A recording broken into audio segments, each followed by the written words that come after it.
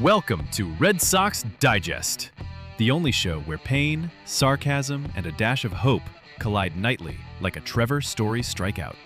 We cover every loss, every meltdown, and yes, even the rare win, with brutally honest takes and zero front office fluff. Subscribe today at RedSoxDigest.com or risk being left out in the cold like a home game in April. And now, here's the crew at Red Sox Digest. Good evening, sports fans, and welcome to another edition of Red Sox Digest. I'm your host tonight, Jim Dalfino. And let's be honest, I'm basically the Toronto Blue Jays of podcast hosts. Flashy intros, a lot of noise, but when it comes to crunch time, I'm leaving everything stranded on third. If this monologue had a closer, he'd already have given up a 3-run shot to George Springer. Joining me tonight is Nick Fais, the only guy who could lose his voice before the second inning of a Sox Blue Jays game. Toronto fans are sitting there sipping their Tim Hortons, and Nick's already red in the face, yelling like John Farrell just pulled the starter after 12 pitches. He doesn't watch Red Sox Jays, he experiences it like a cardiovascular stress test. Every ball four, every infield single. Nick's pacing like he's waiting for the results of a paternity test on live TV. Also joining me tonight is the baseball savant, Nick Diamond, watching this Red Sox Blue Jays series like it's the Cuban Missile Crisis. He's got heat lamps on Vlad Jr., wind trajectory models on Kirk's swing, and 3 spreadsheets explaining why Gosman's splitter is basically Canadian healthcare. Expensive, unreliable, and it's going to hurt you when you need it most. Nick doesn't just watch the Jays, he scouts them like he's applying for Border Patrol. Let's get into it. Your Boston Red Sox are now 86-71 and a game ahead of both the Guardians and the Tigers. This one in Toronto started the way Sox fans feared. Gosman mowed people down like he's playing catch with his kid. Duran whiffed. Story swung through it like he was holding a broomstick. Bregman fly out. First inning, a major dud. Meanwhile, Trevor Story turned the first inning into a blooper reel with a throwing error letting George Springer jog aboard. Luckily, the Jays couldn't cash in. Pop-outs all around. Boston finally cracked it in the second. Masataka Yoshida, Nick Diamond's best friend, ripped a double. Nathaniel Lowe knocked him in with a single, and Wheeler Abreu followed with a 2-bagger that basically just dropped in left field. Suddenly, it was 1-0 Sox, and Jays fans were already refreshing their Rogers cell signal to check the Leafs' preseason scores. Toronto answered back in the fourth. Nathan Lukes doubled, Davis Schneider singled, and Andres Gimenez pushed across a run on a fielder's choice. Tie game 1-1, and Sox Nation groaned, "Here we go again." But then came the 6th inning, the only inning worth watching. Romy Gonzalez doubled, Rafaela singled, Lowe knocked in a run, and then Navarro smacked the big blow, a 2-run double to center. Sox up 4-1, and for one shining moment, Toronto looked like they've hit with a snow shovel. The Jays never recovered. Guerrero Jr. and Varsho struck out in the 7th like they were late for dinner. Springer and Kirk hit lazy outs. By the time the Sox bullpen parade showed up, of Wilson, Whitlock, Slayton, and Chapman, it was all about not blowing it. Ref Schneider pinch hit in the 8th and immediately grounded into a double play because of course he did. That's like showing up late to a party and spilling wine on the host carpet. By the 9th, the Sox were on autopilot. Navarez flew out, Duran whiffed again, and Story grounded out to end it. Sox win 4-1 in a game that looked like molasses, but at least it went our way. And now it's time for Nick Face's Word of the Day. And now it's time for Nick Face's Word of the Day! It's the week of survival. Tonight's word is survival. We survived tonight, gentlemen. We won 4-1. It was a nail-biting kind of game. It could have gone either way. We got some help from umps. We didn't get some help from umps. We got some timely hits. We had some horrible errors. To sum it up, it's been the theme of 2025. What you saw tonight has been your season. You saw some ups. You saw some downs. You saw some WTF moments. You saw some, what the heck is Alex Cora doing? You saw Jarren Duran strike out. Did he have the golden sombrero tonight? Was it 4 tonight or was it 3? He had 3.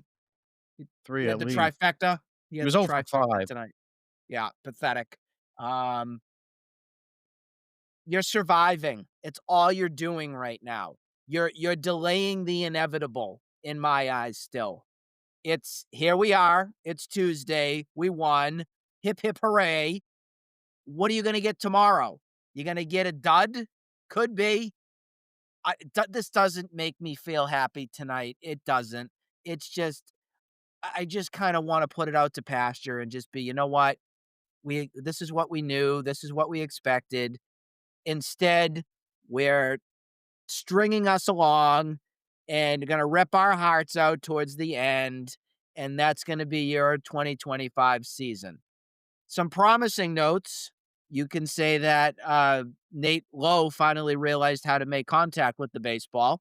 That was promising. And Carlos Navarez, after going 0 for 19, finally decided he knew how to hit again. That was it. I questioned a little bit the 7th inning going to Whitlock and then went to Slayton in the 8th, but at the end of the day, it ended up being fine. So I'm not gonna get all upset and throw my remote control out my window here. So you got the job done, and compliments to your 7th, 8th, and 9th inning being, for the most part right now, lockdown. Slayton has shown us plenty right now to know that he can be trusted and he can go into a situation now. Looks like he's healthy and he's going to be the Slayton of old as this season progresses here. So, all in all, you survived. You survived another day with that .5 game lead ahead in the wild card race. Woo! Feels so good. So good. So good. Sing it, guys. Sing it. Yeah, I think in that instance, you got Cora wanting, Whitlock in that Guerrero at bat more It was a so. matchup. It was the Yeah, it was a matchup matchup thing. situation. I think it was the 7th, it was 2, 3, 4, and then in the 8th, you went 5, 6, 7. Yeah. I don't fault it there. It's great that they have that. It's just gonna be a matter of, can you score enough runs and not make stupid errors and stupid plays to survive again tomorrow? Yeah, exactly. I'm stunned we won a game against the Jays, but here we are. We're going to survive and get to tomorrow. Level. Nick Face's word of the day is powered by Canadian bacon because just like the Blue Jays, it's not the real thing, but they'll still try to convince you it counts. And Take a now we're bite gonna out of move. life. And now we're gonna move over to Diamond Notes. Ladies and gentlemen, boys and girls, it's time for Diamond Notes with your host, Nick Diamond. Well, if you the biggest reason we won tonight was because how nasty the bullpen was. 4 and a third, no hit innings. They didn't give up a single hit, starting with Justin Wilson to Garrett Whitlock to Justin Slayton to Aroldis Chapman. Um, my biggest note right now is if you go just take a 25 game samples or 25 appearance sample size for Garrett Whitlock, he's given up 1 earned run. The last earned run he's given up was August 17th against the Marlins. That's the last time he's given up an earned run. He's got a .36 ERA with 30 Ks in his last 25 appearances. He's been locked down. This is a guy you're going to need to stretch out into the playoffs if they make it and stretch out over these next 5 games if they're going to get in. So this is the biggest strength they have going forward. I think they're going to have to ride him because Giolito didn't really look that good. He limited the damage, but this has been 2 or 3 starts going back like that he's not been that good. His command's been shaky. So, yeah, my biggest thing today, the biggest note I want to touch on is the bullpen. They've been gross all day or all evening tonight. So I was happy how they performed. Slayton's back. I think he's back. So Nick Face brought that up. Slayton's back. We trust him again. So 7th, 8th, I'm comfortable any way you want him. Yeah, it took him a couple outings to get right, but I think you guys are correct. I think he's back to being, the nasty guy that we need. Nick Diamond's Diamond Notes is presented by Rogers Wireless. The only thing that drops more in Toronto than cell phone calls is, of course, the Red Sox defense. Moving along today, talk about a few other things. First and foremost, really, is this continuing disgusting habit. I don't know what to call it at this point. Nick Fais, Red Sox 4 for 14 with runners in scoring position. You can almost bet on this on FanDuel at this point. And the weather was a little sunny today, cloudy, and 80 degrees, which means to me, same old, same old. Nothing's ever going to change with this, not with these players. This is what you're going to have going into if you go into a playoff. You're going to limp in and you're going to get eaten alive by elite pitching and disappear into the sunset and be done. You're not getting Roman Anthony back. We'll talk about that a little bit later, I'm sure, but it's not happening, folks. I don't want to be doomsday. I don't want to be Mr. Negativity here. Negativity Nick, some people give me the nickname of. I'm just calling it as I see. If you don't like the hard facts, shut up. Just shut up. I mean, this is what it is. This season has been exactly as you're seeing right here. They can't consistently score runs. They're a 500 baseball team. Some nights you'll be fine. Majority of the time, you're not going to be able to get on base. You can't hit. You can't get the job done. So this doesn't surprise me here tonight. I'm surprised they actually had 4. I'll tell you the truth. Yeah, I agree. Nick Diamond, your thoughts on the Red Sox and their inability to convert those runs on base? Well, I think 3 of them were Nate Lowe, so he had 3 of them, and then I think the other one was the Willie Abreu bloop early in the game down the left field line that kinda should have been caught by the Blue Jays, so they coulda had only 3 realistically. Nate Lowe came through, and he won the game by himself today. I think it's just a lack of talent, honestly. They just don't have enough good players to come through in these big situations. That's all it contributed to. Like, they don't with Roman Anthony and Rafael Devers, I can see those numbers going up, but right now those players are not available. And Rafael Devers, they traded him for no reason, so it sucks bringing him up, but you have to. If you had him in this lineup, you wouldn't be as worried about making the postseason. And if you really think about it, if you called Roman Anthony up on opening day, you wouldn't be in this position either because you would probably already be locking in a postseason spot. That's 3 or 4 more wins if you had Roman Anthony early in the season. I just the lineup doesn't have enough good players in it, and that's why they can't hit in with runners in scoring position. They got guys like Jaron Duran who can get on base maybe with the speed. They got guys like Romy Gonzalez who That's hit funny, singles Texas. Right. mostly. I know, but they don't have guys that can hit in clutch spots. They Alex Bregman hasn't been producing lately. That's the only guy that you can really count on to drive runners in with runners in scoring positions. Carlos Narvaez had to do it today, and Nate Lowe. Those are guys bottom of the order that you're really not relying on. And you don't have any guys at the top of the order going right now. It's just a bunch of 7, 8 hole hitters batting 1 through 9. Yeah, Nick, as you're talking, I'll just bring this up on this segment. So Oh, Durant, Story, and Bregman, 1 for 14 with 4 strikeouts, Nick. Kind of talks about what you've been saying. We had to rely on the bottom of the order, but that top of the order too is really looking putrid. Your comments. it's. Do you want Nick? Do you want Diamond or me? Either one. Go ahead. It's just pathetic all around. I mean, Duran had 3 of the 4 Ks there. Story had the single. Bregman's been lost for a while. I know you could probably blame it on the injury, but he's got to come back. I know he had a good series in Tampa, but he has to keep going. He's got to bring it. He's the guy you have to rely on over the next 5 days. You just have to rely on him. So, if the Red Sox want to make the postseason, it's because Alex Bregman gets hot. If they don't, if he doesn't, the Red Sox won't. Nick, face your reactions to I Durant, I Story, don't and know. Bregman. I don't know what else to say. I don't. I think I've said everything I can to say that this team is talentless when it comes to hitting. They're talentless. They can't get the job done. And when you go into a must-win wild card game, you clowns out there that think they're going to get it done, it's not going to happen. I mean, maybe lightning will strike Durant at some point, and he'll make contact and do something useful. That happens now and then. But it's just I'm so done with it. It's just not a playoff team. It is not good enough. It is not.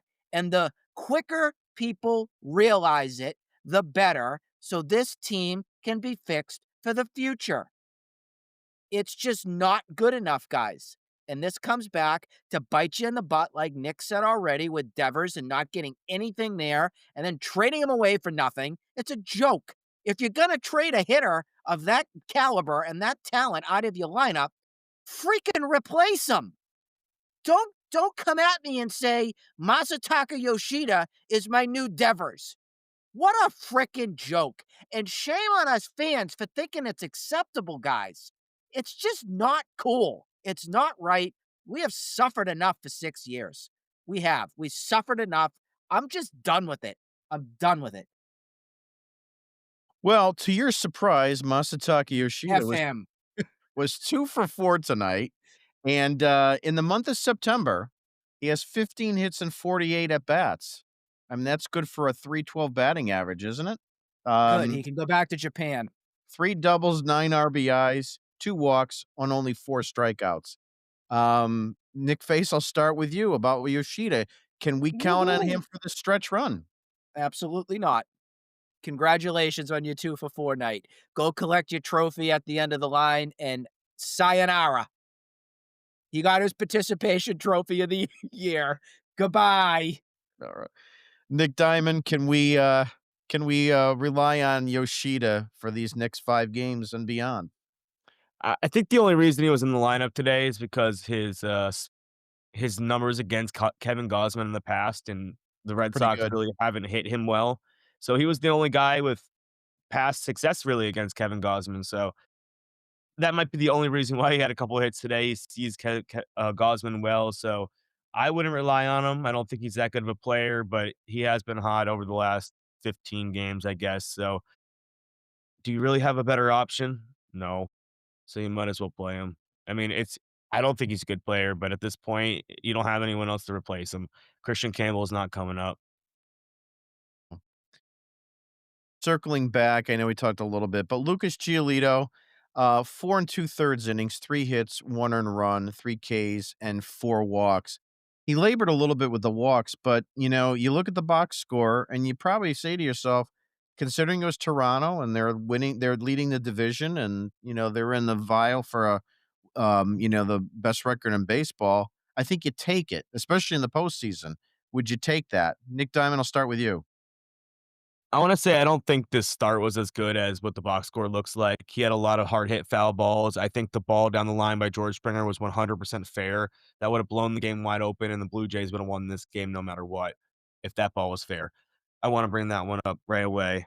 Um, I just this has been 3 or 4 starts in a row where he's been walking guys. The pitch count's been higher than normal. He was at like 90 pitches and he couldn't, or 98 pitches, he couldn't get the last out in the 5th. Like, I would take this in a postseason game when you have Garrett Whitlock and Justin Slayton and Aroldis Chapman all saved up, ready to go. But you can't rely on that really. Would I take it? Yes, I would be happy with the outcome. I just don't think that outing against a postseason team all riled up. The Blue Jays just clinched. Do they really care about winning tonight? I don't know. Probably not. But against the team that's ready to go in a postseason atmosphere, that Lucas Giolito outing's 4, 5, 6 runs, not 1 run. Well, the other thing too, you brought up that George Springer at bat. The other part of it, and I tweeted it out. If Giolito didn't get squeezed on that prior at bat, I think he had a good strikeout there, and he didn't get the call, and it obviously extended it, the story errors and so forth. Nick Face, your thoughts on Giolito? Tonight's start screamed the San Diego Padres start of when we saw Lucas Giolito, a sweaty pile of a mess on the mound. Was the roof open tonight or not? I don't know if we ever saw any shots from above, I'm not sure. but It was close. I don't know what it was closed. Then what the heck was going on with that? Because that should be a controlled climate. It shouldn't be that sticky. He was a mess, a puddle out there. And whenever he is like that, guys, he has no command of his fastball. He has no control over what the heck is getting thrown. I'm surprised he didn't get tattooed more, to tell you the truth. I really am. This was just a doomsday scenario for him from the get-go. I don't know what was going on with him, but maybe it was nerves or maybe he was just sick. I don't know what was going on, but it reminded me, I had flashbacks of the San Diego game. Do you guys remember that? When he was just an absolute mess, and we were trying to figure out what the heck is going on because he was good up until that point, and it was hot, it was steaming out there in San Diego that night for some odd reason, and he unloaded and unleashed himself. He was terrible that night. So, he's lucky that he didn't lose. He really is. 98 pitches, I understand Cora wanting to go to the pen. I get it. Could he have got it out anymore? I don't really think he could have, because if you kept him out there longer, you could have it could have been worse. It could have been a whole lot worse. Could have given up more runs. Yeah. This was an escape. This was definitely an escape start tonight. Yeah, I mean, obviously, you manage differently in the postseason than you do in the regular season. We're kind of like almost postseason type of game here. So, look, I'll take it. It could have been worse. It should have been worse. We're very lucky to have this win. They didn't deserve this win, which is the bottom line. I think we can all agree on that. They didn't deserve it. We'll take it, and we need it because we've got 5 more games of sheer terror left. It's like going through the, Tower of Terror in Disney World at this point. It's time for Dugout Dipshits. And now it's time for everyone's favorite segment, the Dugout Dipshits. Dugout Dipshits is fueled by Canadian Customs, slowing down visitors for decades and apparently the Red Sox offense. Today's Dugout Dipshit is none other than Trevor Story. These throws and these mental errors need to stop. Nick Diamond, your thoughts? The drop was horrendous. You got to catch the ball. He took his eye off the ball, and that's the number one rule in baseball. Look at the baseball. Like look at the ball. The throw, at first I thought it's just the arm sucks, to be honest. He's got arm problems in the past. The first air was a bad throw. And then I don't know what inning it was. He had a deep ball in the hole and he made a great throw on a jump throw down to first base. And I'm like, wow, the arm's great there. So I don't know what to make of it. It's just I think it might have been a nerve or a yip or something. But if you look at his like advanced defensive stats, he's been really bad in September and he's been getting worse as the season's gone along defensively. So he started off average and it's just been getting pretty worse, like pretty much like worse, steadily worse as we go along. And then in September, it really dropped off. So I don't know what it is. It might be an injury in the throwing arm. It might be he's just tired. He hasn't played 150 games in his career ever since, Colorado days. If that's a real thing, he hasn't played in 5 years. So he might be just tired and he just can't get the balls anymore. And he's it's lack of focus. I don't know. But I can't really give an answer to that because he made that really good play later in the game, but he made 2 stupid plays that were easy plays.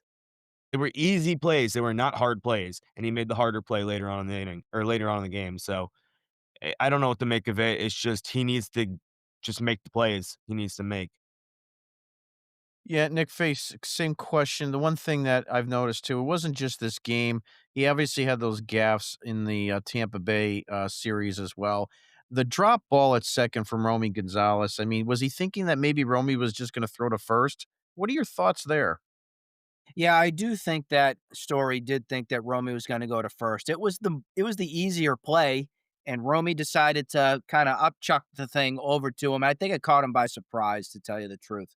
But I gotta say, overall, I'm kinda done with Trevor Story. I think it's time for David Hamilton to start playing short. I hope you're I've had freaking. enough. I am.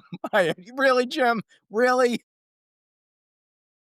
What other option do we have, guys? We have to go through the yips. This is get him out of here. I gotta have him above your head. Only makes Oh sense. God, he's my guardian angel. But overall, there's no other option really. I guess you could throw Sogar out there to spell him a day, but Cora already said we're gonna ride it out. We're gonna go the whole season. This is just a case of knowing the play ahead of time, and I think he's mentally not processing every at bat, every pitch, every moment. You got to get your head in the game. And I think he's had his head out in left field a little bit too much for this month. So it's a focus thing, much like many of these players on this team need to do. They need to focus better. They need to understand the mental side of the game. And that is something that I wish my high school baseball coach, I'm going to shout him out, Pete Moscarello, I wish you were there for this team, because if he were coaching and he were with this team, guys, I'm not even joking, we would be AL champs right now. We would be. That's just how much understanding the game that this man taught me and so many other players in my hometown from stuff. And that's why he's one of the most legendary Massachusetts baseball coaches of all time. There you go, coach. You got your shout out tonight. So, just switching gears just a little bit. Now we talked a little bit about it already, but Whitlock, Slate, and Chapman, it's been something that I've been wanting to see since, I don't know, end of April, early May, before we lost Slayton for quite some period of time. But, this goes back to my old philosophy, get 6 innings out of your starter and the game is over. Nick Fais, your thoughts? This is what we thought was going to be our best weapon of the season. Going into it, if you were able to get Whitlock back in some sort of a rhythm, 1 inning has been absolutely awesome for Whitlock. That has been the biggest difference to me in why the bullpen has been a success. Chapman's in his own world. We nobody expected to have anything like this, but at least we knew with Chapman when he was signed that he had experience, and that is something that I think the Red Sox are willing to take a chance with and let Kenley Jansen take a hike. So that was something I was willing to take a chance on and take a risk with. We all thought going in Justin Slayton, if healthy, was going to be that guy. And he ended up not being it because he got hurt for so long. We saw flashes early and then it just wasn't there. He got hurt for so long. I'm actually surprised that he's back and dominating right now. It's a small sample size, but at least we've seen he can do it.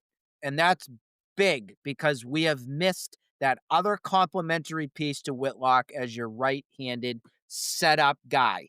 And that, I think, has been why this team is still in a wild card contention. It's your 7, 8, 9. I'll even put Justin Wilson's name in there. He's had a tremendous season, and I don't think he gets enough credit where credit's deserved too. No, He's he been doesn't. awesome as a guy that we took a flyer on and said, let's ride it here. Outside of that, I mean, Steven Matz has been It's just a guy. He's really been the Bernardino in that role for the most part since the second half began. And then Greg Weisert's been mediocre. His numbers look better than what it is, but I don't want him anywhere near a baseball diamond if there's runners on base. Get him out. So I'm thrilled that we're seeing another complementary piece to Whitlock to get the ball to Chapman. And that is why we're having this conversation now about why this team is at least still in wild card contention and ahead right now. If you want me to be nice, I'll be nice. Yeah, definitely. Justin Wilson doesn't get enough credit. He's been really good all season.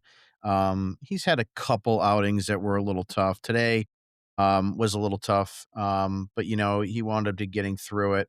But I agree with you. Guys like Weissert, Steven Matz, maybe even Zach Kelly. I'm still not sold on Zach Kelly. I think that's I I can't think do Kelly. I can't I do it.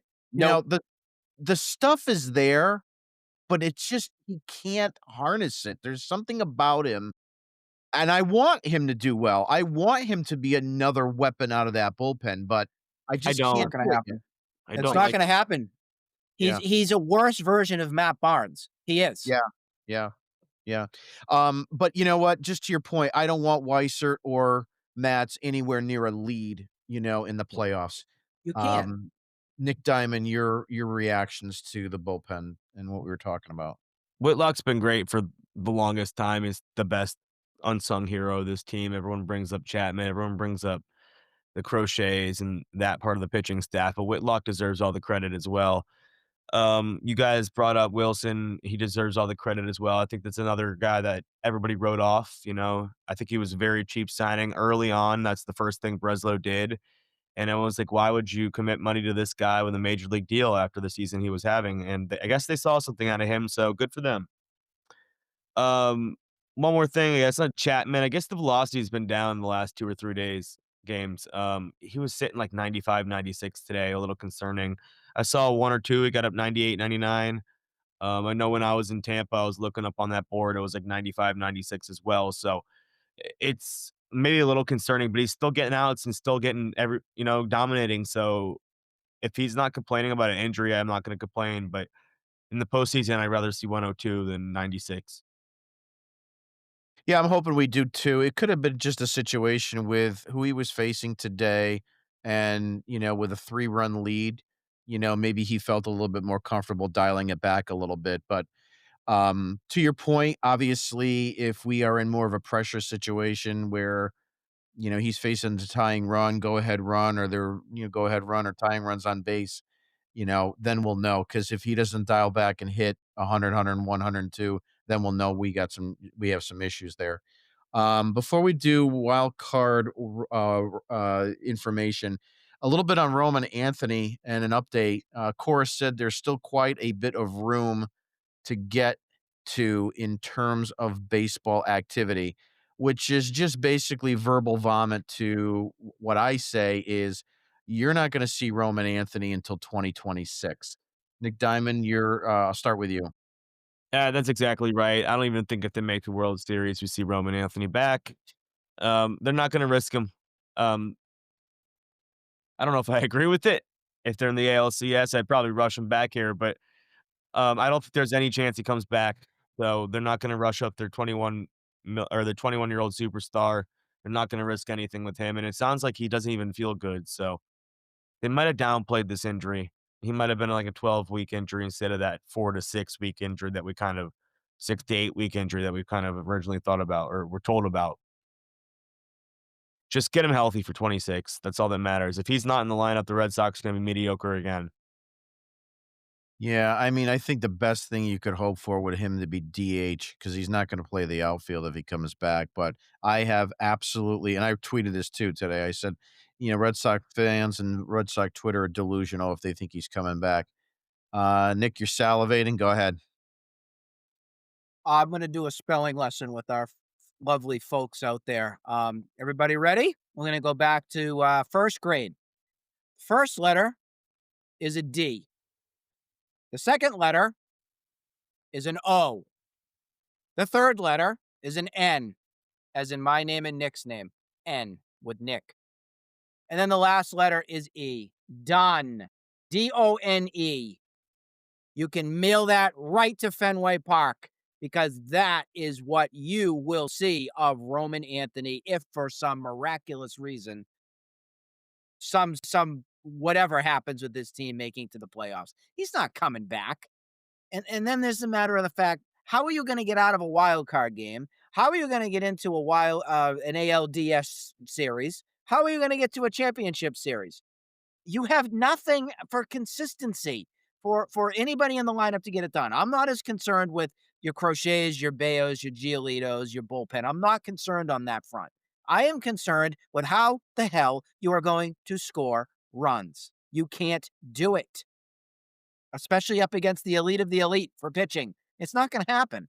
So you done. D-O-N-E. Yeah. And also too, he's going to come back kind of raw, right? I mean, even if you were to bring him back in an ALCS championship series, you don't even know what you're going to get. I mean, obviously his eye is great, but you don't know if he's going to wind up actually costing you. Can I bring up one point before we close this? Sure. And I hope to God that I'm wrong on this. But is Roman Anthony fragile? I kind of think Marcelo Mayer is. Marcelo Meyer is. Roman Anthony, and this is the first real injury he's ever had. Is this a So, fluke? I don't know. An oblique injury at 21 is kind of annoying, but you can't really call him injury prone on his first injury. I mean, No. if it happens again, if another oblique pops up in June, then yeah, you could start bringing up that conversation. The only reason I brought it up with the injury prone is because there were issues with the back, and then it turned to the oblique because he was out a little bit, and then he toughed it out and gutted it out. I think he DH'd at some point. Was that the Minnesota series, if I remember correctly, for the deadline? It was Something was going on there, and they definitely DH'd him early. for a bit. We thought that we thought there was some big injury going on. He talked to the media. He's like, "I'm fine. I'll be good in a couple days." And then the oblique happened. So that's why maybe the word fragile isn't the best word to say it, but is he capable of playing a full 162 in Major League Baseball? Is he physically able to? And right now, I am seeing these prospects come up and not be able to do it. Let's Mhm. highlight Tristan Casas, our lovely first baseman, who we can't stay on the field to save his life, and then other things, which would be a whole other show. But then it's Marcelo Meyer, then it's Roman Anthony. We've had pitchers injured throughout the season and all, and even last year as well too. I question durability big time. I do. And I think that that can come down to strength and conditioning. I think that can come down to just over the long haul. I don't think these guys over the long haul can get it done. There's some sort of big issue here in Boston with these players not coming up into the system to be able to sustain playing Major League Baseball. And we have got to fix this. I've had concerns. I've had concerns over the big three and the big four since, we've been talking about them for the last couple of years and it's been shoved down our throats. Make no mistake, I am very high on Anthony. I'm very glad he's here, and I think he has a lot of upside. But to your point, injuries can sustain and create a situation where, the best of the best athlete is probably gonna be hurt and then never really have that potential. We've seen it happen before with a lot of players that never come back from injuries. Nomar is a classic example. In 1990, the Yankees had a stud minor league draft pick named Brian Taylor. He was a left-handed starter. Got injured in a bar fight. Never actually played a major league game ever. And I believe that he was taken by the Yankees over Frank Thomas. So if you guys want to kind of go back down memory lane, imagine the Yankees going and not taking Frank Thomas over Brian Taylor. So these things happen, and it's concerning. Everybody. What bothers me too is that you look at the A's and you see like, you know, uh, Nick Kurtz, and you see the Tampa Bay, and you see Junior Caminero. They're getting these young guys in there that are good power threats. I don't know. I mean, obviously, time will tell. But, is Roman Anthony a 40 home run guy? Is he a 35 home run guy? Is Christian Campbell a 35 home run guy? Is Marcelo Mayer a 25 to 30 home run guy? I don't think we're going to have any of that. And we don't have any of that in the system, and we don't have any of that on the major league roster. Um, I mean, look, Abreu started off very strong. We know that. But at the end of the day, he's going to wind up at 22, 23 home runs. So, I'd like to see more power out of one or two of these positions in the lineup, and we're just not getting it. And I am in fear that the Red Sox have put too much stock in these guys. You've given Roman Anthony 150 million. You've given Christian Campbell 60. You gave Sedon 60. You gave Brian Bayo 50 million. Great, they're all locked up, but are they really going to take it to the promised land? That's really what we need to watch. Speaking about watch, it's time for Wild Card Watch. And now it's time for the Wild Card Watch.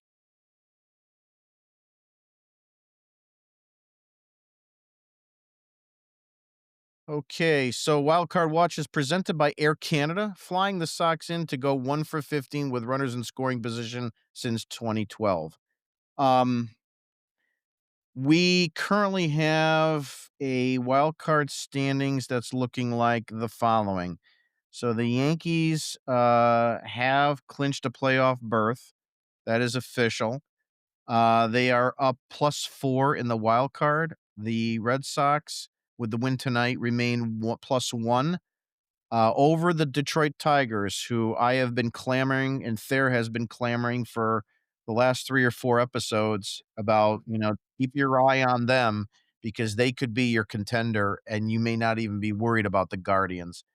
Um, I'll open it up to Nick Diamond first, but I think what I wanna pose this statement. I think right now, my thought was whoever won game 1 of that Guardians-Tigers series, I now want them to sweep that series. So since Cleveland won, I think, Nick, we gotta hope that Cleveland sweeps Detroit. Your thoughts? Yeah, I think I agree with that at this moment. Um, you either want the Tigers to win the division or the Cleveland to just bury the Tigers. So I hope Cleveland just sweeps them out of the road here, or sweeps them and just goes in there. We go into the series with the Red Sox, them losing like 10 straight because they've lost what, 7 straight now, 8 straight, something insane. So they're They on a lost free 7. fall right now. They lost 7 in a row. So They're 1 and this 9 in their it would last 10. yeah, that's just bad. They're in free fall mode. We're getting them at the right time. So I think today's win with the Red Sox winning against the Blue Jays, it puts them in a way better spot than it did maybe last night or 2 nights ago when we were talking. But it's still a little bit scary down the stretch here. So I agree with you. I think we just want Cleveland to win out here and bury the Tigers. And then when we get the Tigers, we win this crochet start tomorrow, and that's all we can hope for. If we win the crochet start tomorrow and then take care of the Tigers, we're in. But we'll see what happens. Nick Fais, Also, the Astros yeah. play tonight, so that's another thing that we got to keep an eye on. They're playing right now, I think. Nick Fais, here's a scenario for you. The Boston Red Sox sweep Toronto. They would have 88 wins, and they would be 88 and 71 going into the final series. Cleveland sweeps the Tigers, and the Tigers are now 85 and 74. Then the Tigers sweep the Red Sox. The Red Sox and Tigers are now tied 88 wins, and the Tigers have the head-to-head, and the Red Sox are out. Your thoughts? That's why all the games matter. It truly is. I mean, you clunked in April when you faced them in Detroit and you got swept. And that could very well, Jim, come back to bite them in the butt if that Well, does happen. the only way they're out in that scenario is if the Astros basically win out. The Astros are the odd man out at that point. Mhm. So the Red Yeah, Sox well, would get in as the that's 3 that's what I'm wild card. They'd still get in in that instance. Right now, it is 1-0 Athletics against the Astros. Right now, they are in the top of the third. If the That's not Astros gonna- don't get to their 85th win tonight, the Red Sox are in a way better spot. Correct.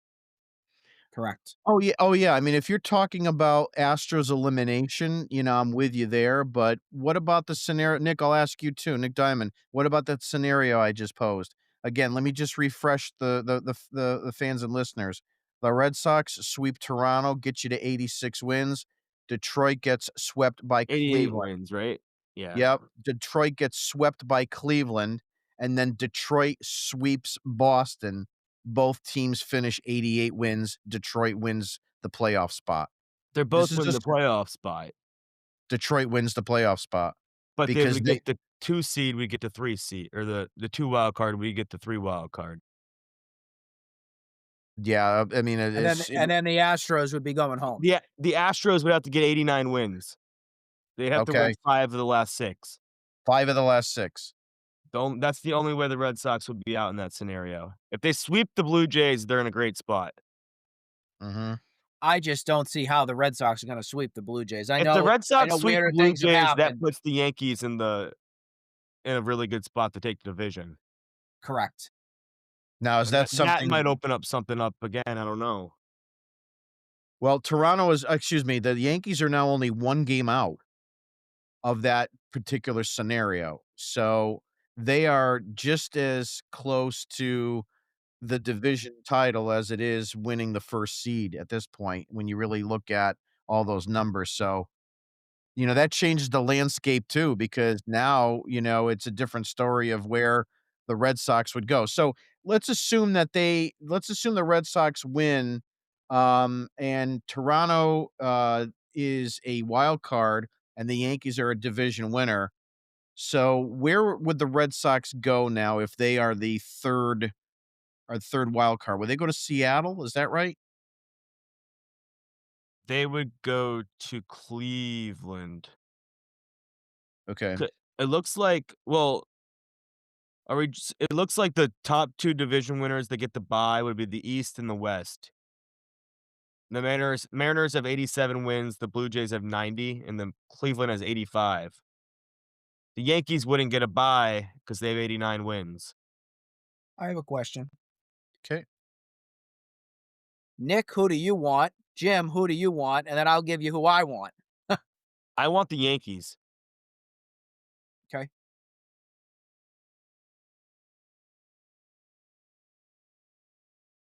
Nick, when you said you want the Yankees, do you want them at home or do you want them in New York? I prefer them at home, but It's too far away. I I don't want to face Skubal in a 3-game series, and I don't wanna face that Mariners team either.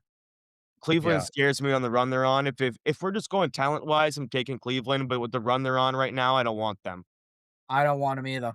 Right. See, that's the crazy part about this. I think the Yankees are a better team than Cleveland on paper, but the crazy run they're on right now is the issue. I think the So, best chance you could win I think the best way for the Red Sox to win, in my opinion, is to get the Yankees in a 3-game series. Maybe Seattle, Nick, but I don't know. yeah. So that's gonna be I'm in the exact same predicament. I want the that's gonna be my Yankees, answer. and I don't care if it's home or away. You've had the best run against the Yankees this season. You take that, you run. Absolutely. I am petrified of Cleveland right now with how hot they've been. And Seattle with Cal Raleigh and all those guys, they could pound us. So Mhm. I definitely am it's crazy to say it, but yeah, I still think overall, and we've said this before, even though Yankees may have a better spot in a wild card or even the division if they get it, the Red Sox are a better team than the Yankees.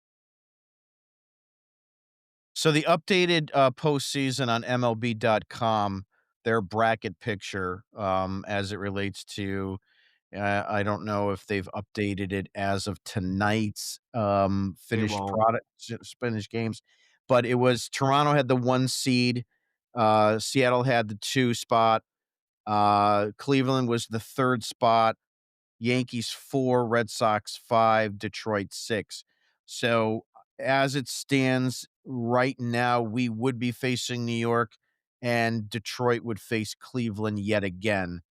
And then the winner of our matchup against the Yankees would then face Toronto.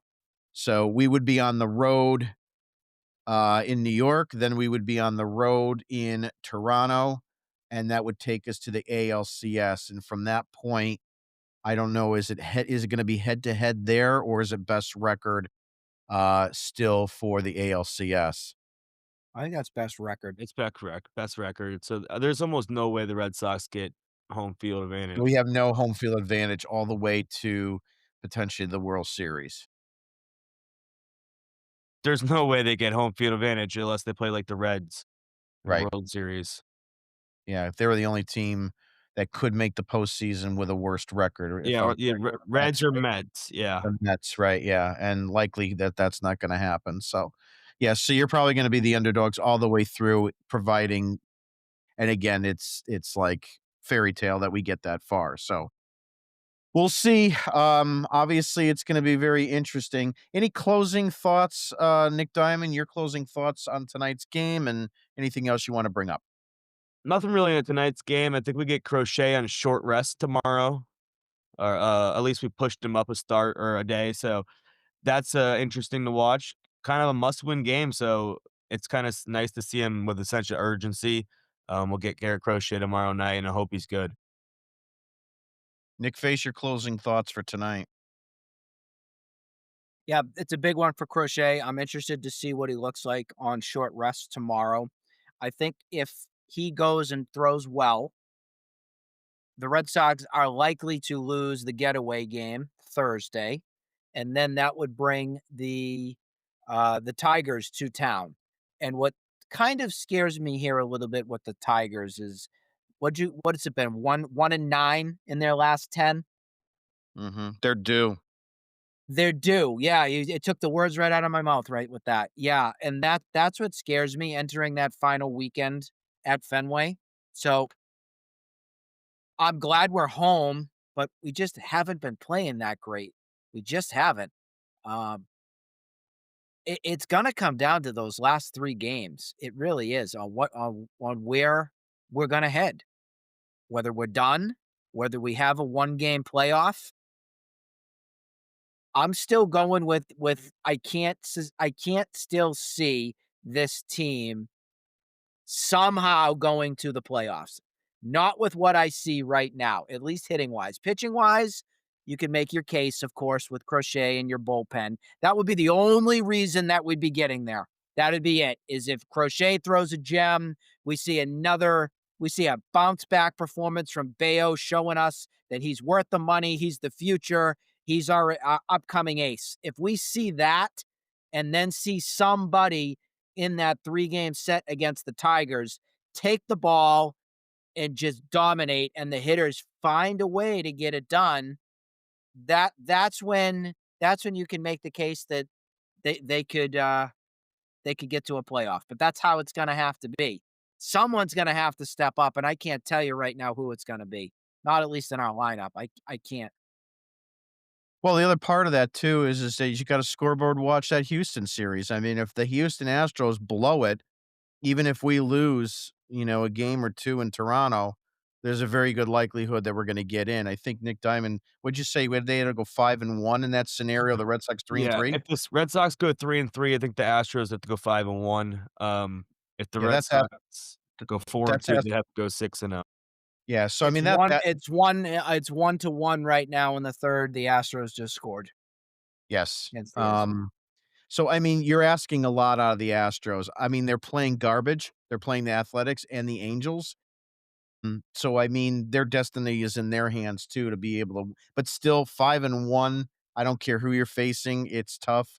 I know it's possible, but, when you need to win 5-1, go 5-1, that's asking for a hell of a lot. So, but again, a lot of that's dependent on what the Red Sox do. I have to be honest with you, I feel a little good about tomorrow's game. I know Crochet's on short rest. But Max Scherzer is really not that guy anymore. I mean, he's had a pretty crappy season, and I don't know how much he's going to be dialing in on that. I think he's going to probably retire at the end of this year. I don't see him, going forward anymore. He is 41 years old. A 5-4 record with an ERA over 5. He doesn't have it anymore. So, advantage Red Sox on that alone. And then in game 3, I think it's gonna come down to Alex Cora has to start managing with urgency. Every single move he makes needs to be with the, um, with such killer instinct is the best way I'll say it. Because he can't be lax, he can't fall asleep at the wheel, he's gotta be very strong with every shrewd move he makes, because we cannot afford to be in a situation where we're hanging on by a thread and he makes some bonehead move, bringing in the wrong reliever at the wrong time or not pinch hitting when he needed a pinch hit or, whatever that case might be. So, all I'm gonna say is these last 5 games, keep your eye out on Alex Cora because he could be the guy that ruins this for us. That being said, we're gonna wrap up tonight's show. Thank Nick and Nick for being on. If you are a listener and haven't subscribed yet to our digital website product with our newsletter, please go to redsoxdigest.com. A lot of great articles on there recapping everything from the season. Have a good night, everybody. We will be on tomorrow night as well, as we're doing every game up until the last one on Sunday. So we'll be with you all the way out. They're gonna get sick of us. They're going to get sick of us, or they're going to enjoy the hell of it because They could. No, they'll enjoy it. we're the only group here that tells it like it is and doesn't sugarcoat shit. So have a good night, everybody.